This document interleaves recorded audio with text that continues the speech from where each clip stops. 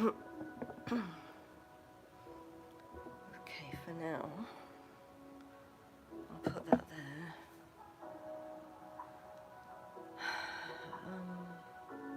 I need my heating mat.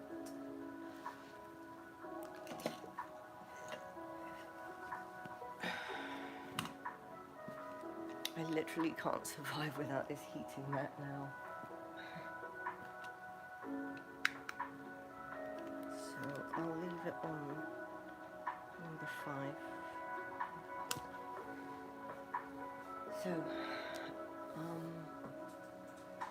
video blog of where I'm at today and why I haven't posted for a few weeks. It's been really hard.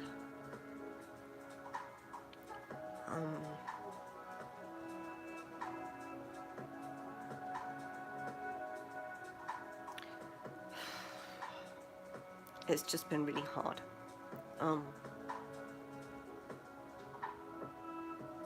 I don't want to go into all the suffering or anything, but I think maybe it's important at this point to document what's been happening.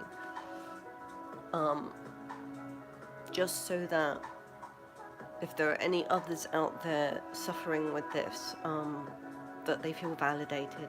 I want other people to feel validated, because this kind of suffering is extremely lonely.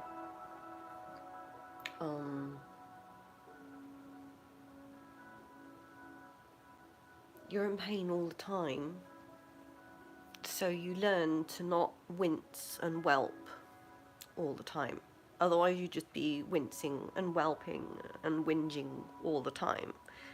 And I don't think anyone has the mental capacity to keep doing it all the time, because you've got to carry on living. So because this is a chronic condition that has built up over a long time, you just become so used to pain that you no longer wince, you no longer whelp, you just lose control, you fall, and you just kind of fall in the stride. So how I start my day is I'm sleeping on the floor, because if I was to sleep in a bed,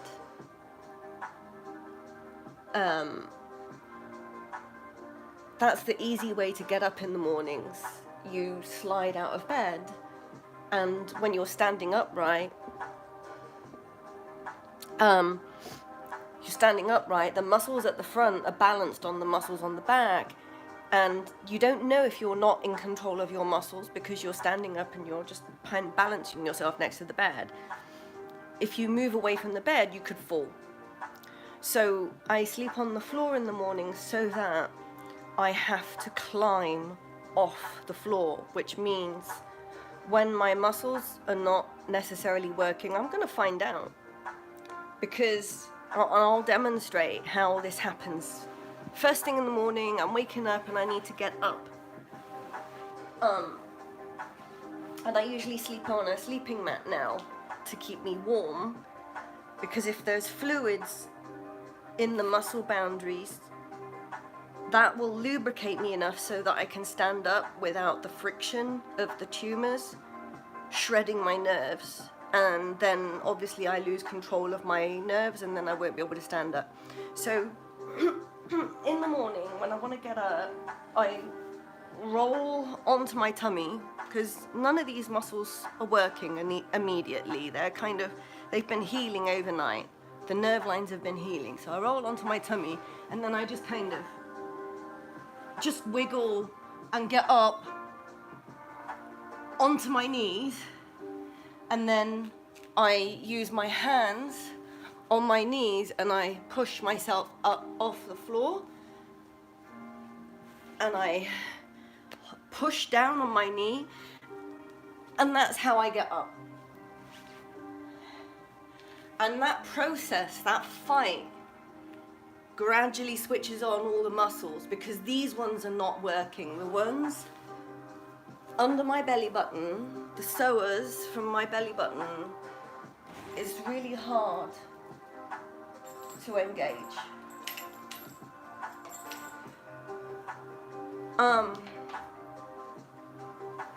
So through the day, once I've fought my way up standing, now I'm synapsing properly and I'm in connection with my muscles because the nerve lines have healed from the damage the night before.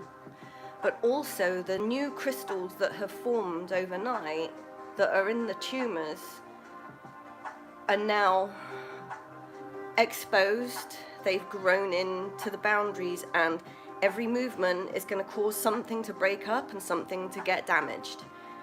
So the first movement of the day is where I'm in a lot of pain, or I tear nerve lines and I lose control of my muscles and I fall. So I'm falling in the mornings, most mornings, and just from trying to stand up. And I'm still losing body weight, and unfortunately that has, because the tumors are leaching out of my bones, it's made everything very brittle. And the falls where I'm on my hands and knees, where I'm first getting up, just a fall from crawling is enough to cause stress fractures in my arms, in my hands, bone bruising on my knees, stress fractures in my toes, in my feet. So I'm feeling really broken and it's really painful. And I have to get stronger for surgery in 8 weeks.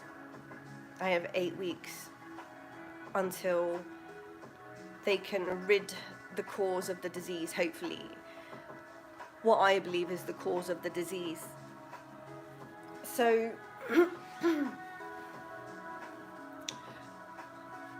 so I have a total hip replacement that was put in 10 years ago. And when I woke up from surgery, the surgeon said to me, well, unfortunately, we gave you, we gave you the smallest cup that we could fit, but there's a little bit of overhang, so you might have some discomfort. Well, that discomfort is actually the muscles constantly being damaged by the hip replacement, either through like a shoe that doesn't fit, getting permanently calloused every time the muscle moves over the joint, or the joint space is so it's so sharp edged that my muscles get crimped in the joint space, which traumatizes them time to time. And so I've been coping with this pain for 10 years. So they gave me a hip replacement, but it wasn't the right size, and I've just been putting up with injury after injury, and that injury, that easement injury, has built up an inflammatory stress on my immune system to keep trying to repair something that it can't. And that has mutated into an immune disorder, which basically lets cells go out of control, which has become, my tumors that are coming out of the hip that are fossilizing all the fatty tissues.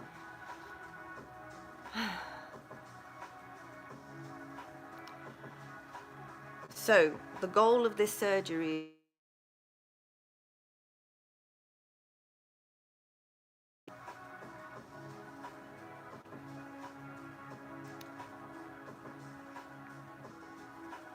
Why is this not working?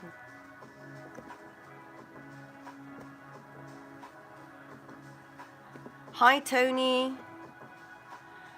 Tony, I would like to make you a moderator for my channel, if you'd like that. I get some mean people in the comments who are just, I've tried turning off the comment stream. just don't know how to get my camera back on and off.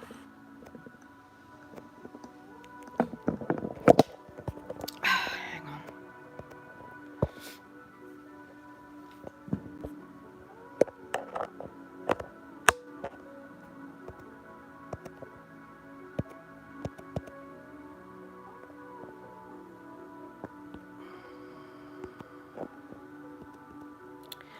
Well, this is weird. I'm having trouble.